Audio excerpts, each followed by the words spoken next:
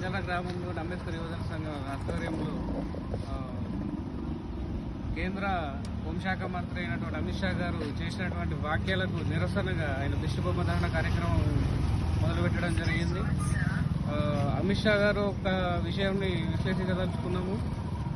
భారత రాజ్యాంగంలో అత్యుత్తమమైనటువంటి పార్లమెంట్ వ్యవస్థను రాసింది భారత రాజ్యాంగ నిర్మాత అంబేద్కర్ గారు. ఆయన రాసిన చట్టసభలలో కూర్చుండి ఆయన మీద అనుచిత వ్యాఖ్యలు చేసిన మీరు వెంటనే బేషరతుగా క్షమాపణలు చెప్పాలని కోరుతున్నాము.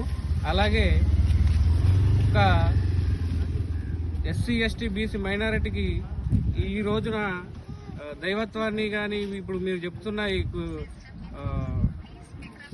దేవుళ్లను పూజించడానికి కానీ దేనికని అర్హత కల్పించినటువంటి వ్యక్తి, మహోన్నతమైన వ్యక్తి అంబేద్కర్ అని మేము తెలియజేస్తున్నాము. అట్లాగే ఛాయ్ అమ్ముకునే మామూలు సాదాసీదా వ్యక్తిని ప్రధానమంత్రిని చేసి ఆనాడు పార్లమెంట్ వ్యవస్థలోకి పంపించింది కూడా ఈయన రాసినటువంటి రాజ్యాంగం అని గట్టిగా మేము ఖండిస్తున్నాము. దీనికి మీరు బేషరతుగా క్షమాపణ చెప్పాలని కోరుతున్నాం.